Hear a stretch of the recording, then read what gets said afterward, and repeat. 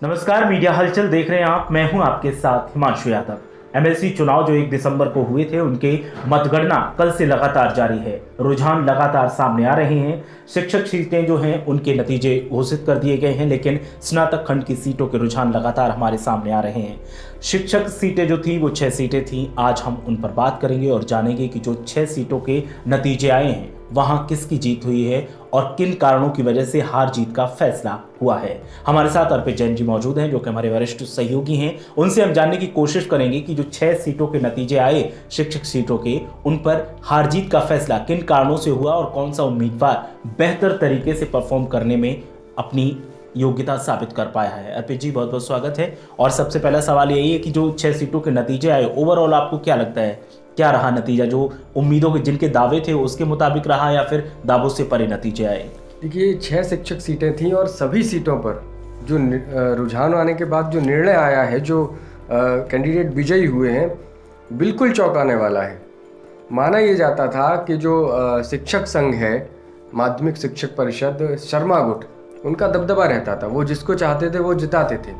लेकिन आप ये इसको आश्चर्य कहें या बदलाव की स्थिति कहें कि खुद ओम प्रकाश शर्मा, जो कि लगातार कई बार से खुद से एमएलसी बनते आ रहे थे मेरठ से, और वो बुरी तरह पराजित हो गए हैं। भाजपा का दबदबा दिखा है। पहली बार भाजपा ने काफ़ी मेहनत की है इन सीटों पर और भाजपा को निश्चित रूप से फ़ायदा होता हुआ दिख रहा है। जो शिक्षक संगठन थे वो पिछड़ रहे हैं।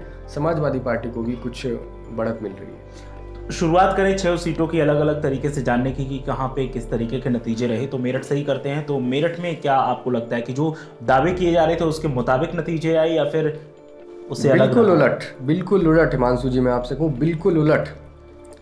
जो मेरठ में ओम प्रकाश शर्मा माध्यमिक शिक्षक परिषद के बड़े पदाधिकारी हैं और अध्यक्ष भी हैं, लगातार 8 बार से वो एमएलसी हैं मेरठ शिक्षक खंड सीट से। और इस बार ऐसा उलट हुआ है कि भारतीय जनता पार्टी के श्रीचंद शर्मा ने उनको बुरी तरह हरा दिया है। समाजवादी पार्टी को हालांकि बहुत कम वोट मिले वहाँ पर, कुल 1088 वोट ही मिले। उनके लिए कुछ ज़्यादा करने को था भी नहीं। वहाँ लड़ाई सीधी सीधी भाजपा और ओम प्रकाश शर्मा के बीच थी। लेकिन सबसे बड़ा उलटफेर, अगर पूरी 6 सीटों में भी कहें, सबसे बड़ा उलटफेर यही था। मेरठ में ओपी शर्मा खुद हार गए हैं और बड़ी बात है शिक्षकों के लिए, शिक्षक संघ के लिए। और अब संगठन को लेकर भी शिक्षकों को सोचना पड़ेगा कि वो जिस संगठन के बैनर तले अपने सारे आंदोलन करते आए हैं और अपने विधायक को जिताते आए हैं, वही शिक्षक अब उसी शिक्षक संगठन के अध्यक्ष का साथ छोड़ते हुए दिखाई दे रहे हैं। मेरठ से ये बात निकल के आ रही है। बात की जाए वाराणसी की, तो वाराणसी में भी नतीजे एकदम उसी तरीके के दिखाई दिए जैसे मेरठ में हैं। तो अगर बात की जाए वाराणसी की, तो वाराणसी में क्या लगता है आपको? बनारस में समाजवादी पार्टी के लाल बिहारी यादव जीते हैं। ये भी एक बड़ा उलटफेर है, क्योंकि सोचा नहीं था किसी ने कि वहाँ पर लाल बिहारी जीत जाएंगे। लेकिन उन्होंने प्रमोद कुमार मिश्रा को 418 वोटों से शिकस्त दी है। लाल बिहारी को 7248 वोट मिले, जबकि प्रमोद कुमार मिश्र को 6830 वोट वहाँ पे मिले। तो बनारस से अच्छी खबर आई समाजवादी पार्टी के लिए और काफ़ी इसका उत्सव भी हो रहा है। बनारस में जो सपा के कार्यकर्ता हैं वहाँ पर इसको लेकर के लगातार उत्साह का माहौल भी दिख रहा है और निश्चित रूप से अच्छा परिणाम आया है सपा के लिए। वहाँ पर लाल बिहारी यादव अच्छे तरीके से अच्छा चुनाव लड़े और जीते। सीएम सिटी गोरखपुर की अगर बात की जाए, तो गोरखपुर में भी ताकत तो बीजेपी ने पूरी झोंकी थी और जो नतीजे आए वो भी चौंकाने वाले हैं। आप क्या कहेंगे इसको लेकर? देखिए, गोरखपुर फैजाबाद शिक्षक सीट है। यहाँ पर जो उत्तर प्रदेश माध्यमिक शिक्षक संघ शर्मा गुट, जिनके अध्यक्ष ओम प्रकाश शर्मा खुद पराजित हुए हैं मेरठ से। हालांकि उन्हीं के समर्थित प्रत्याशी थे ध्रुव त्रिपाठी और वहाँ के कद्दावर नेता माने जाते हैं शिक्षकों के बीच में। लगातार तीसरी बार वो अपनी सीट बचाने में कामयाब हुए हैं। यहाँ पर एक बात ये थी कि भारतीय जनता पार्टी ने अपना खुद का कोई उम्मीदवार खड़ा किया नहीं था शिक्षक चुनावों में। एक तरीके से ये माना जा रहा था कि भाजपा ने शिक्षक संघ को ही ये सीट दे दी। हाँ, समर्थन दे दिया है और इस वजह से समाजवादी पार्टी को भी नुकसान हुआ, अन्य प्रत्याशियों को भी नुकसान हुआ, क्योंकि भाजपा का जो समर्थित वोट था वो भी शिक्षक संघ की ओर गया। 1935 वोट से उन्होंने शिकस्त दी है। जो दूसरे नंबर पर रहे अजय सिंह। सपा के लिए ये रहा थोड़ा सा इस चुनाव में। गोरखपुर सीट पर समाजवादी पार्टी के अवधेश यादव चुनाव लड़े थे और वो चौथे स्थान पर रहे हैं। तो हैट्रिक लगाई है ध्रुव कुमार त्रिपाठी ने, लगातार तीसरी बार वो शिक्षक विधायक चुने गए। बरेली मुरादाबाद खंड की अगर बात की जाए तो वहां भी ताकत तो दोनों ही पार्टियां झोंक रही थी और कांग्रेस भी रेस में शामिल होने की कोशिश कर रही थी, लेकिन वो कोशिश कामयाब नहीं हो पाई और जो नतीजे आए हैं वो नतीजे एक अलग समीकरण बयान करते हैं। इन समीकरणों को आप किस नज़रिए से देखते हैं? भाजपा जीती है वहाँ पर, भाजपा ने बहुत अच्छा प्रदर्शन किया है। डॉक्टर हरि सिंह ढिल्लो वहाँ पर विजयी रहे हैं। दूसरे स्थान पर हालांकि समाजवादी पार्टी रही। 4,864 वोट सपा के प्रत्याशी थे संजय मिश्रा, उनको वहाँ पर मिला है। कांग्रेस के प्रत्याशी काफ़ी बड़े दावे वहाँ पर जिस तरह से किए जा रहे थे, ऐसा कुछ दिखा नहीं। महज 276 वोट कांग्रेस को वहाँ पर मिला है। तो बरेली मुरादाबाद सीट भारतीय जनता पार्टी के लिए अच्छी खबर लेके आई है और वहाँ पर शायद शिक्षक विधायक के रूप में पहली बार ही भारतीय जनता पार्टी के नेता चुने गए।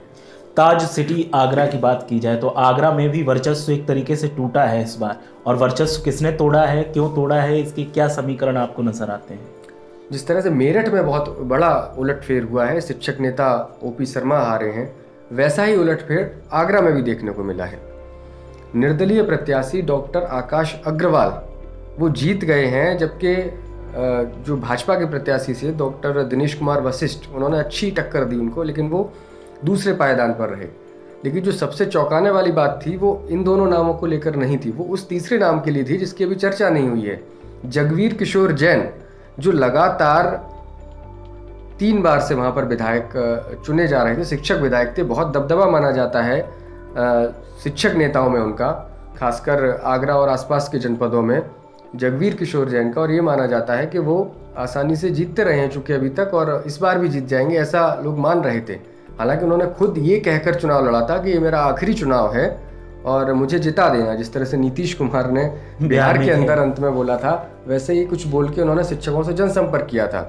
तो ये माना जा रहा था कि चूंकि वो अंतिम चुनाव लड़ रहे हैं और शिक्षकों के साथ जो उनकी शिक्षकों में पैठ है वो बहुत पुरानी और बहुत मजबूत है, तमाम विद्यालयों के प्रबंधन के साथ साथ जो टीचर्स हैं उनके साथ भी।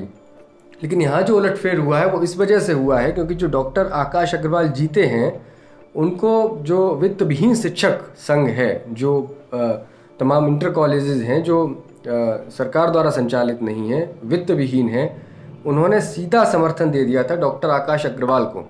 तो वो जो एक बहुत बड़ा वोट बैंक था वो आकाश के साथ जुड़ गया था, जबकि वो पहले जगवीर किशोर जैन को मिलता रहा है लगातार।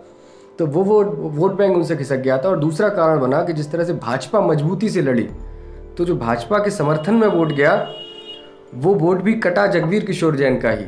लेकिन जो डॉक्टर आकाश अग्रवाल को वोट मिला, जो एकमुश्त वोट मिला वित्तविहीन शिक्षक संघ का और वित्तविहीन शिक्षक संघ से जुड़े हुए शिक्षकों का, उस वजह से उन्होंने एक अच्छी जीत यहाँ पर दर्ज की है और बहुत बड़ा उलटफेर हुआ है। जगवीर किशोर जैन अपना आखिरी चुनाव फिलहाल हार चुके हैं।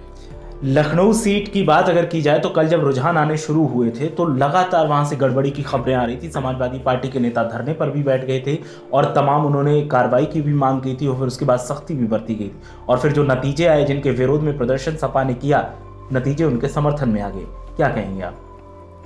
नहीं, लखनऊ में भारतीय जनता पार्टी के उमेश द्विवेदी को निर्णायक जीत मिली है। हाँ, वही मैं कह रहा हूँ। तो महेंद्र नाथ राय दूसरे नंबर पर रहे हैं, उनको इन्होंने हराया है 3247 वोट से। समाजवादी पार्टी के प्रत्याशी थे उमाशंकर, वो तीसरे नंबर पर रहे हैं, उनको महज 2238 वोट मिले हैं।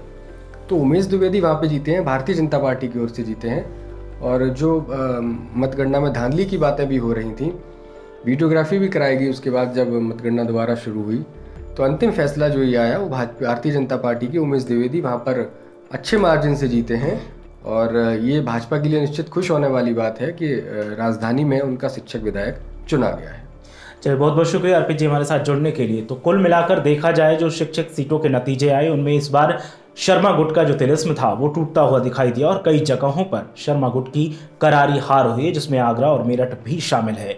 बात की जाए लखनऊ की तो लखनऊ में समाजवादी पार्टी सत्ताधारी बीजेपी पर गड़बड़ी करने का आरोप लगा रही थी, प्रदर्शन कर रही थी और प्रदर्शन करने जिसके विरोध में बैठे समाजवादी पार्टी के लोग, उन्हीं के समर्थन में नतीजे आए। मतलब कि बीजेपी के खिलाफ प्रदर्शन कर रहे थे और बीजेपी के उम्मीदवार की यहाँ पर जीत हो गई। कुल मिलाकर देखा यही जाए तो ये नतीजे बीजेपी के लिए काफी आरामदायक साबित हुए, सुखकारी साबित हुए हैं और 2022 में वो इसी तरीके की अपनी रणनीति बनाएंगे। बीजेपी ने जो मेहनत की उसका नतीजा सही निकल कर आया और जहां जहां पर शर्मा गुट की हार हुई है उन्हें मंथन करने की जरूरत है। आप बने रहिए मीडिया हलचल के साथ। सब्सक्राइब नहीं किया तो अभी सब्सक्राइब करें और बेल आइकॉन को क्लिक करके हमारी लेटेस्ट वीडियोस के बारे में अपडेट जानें।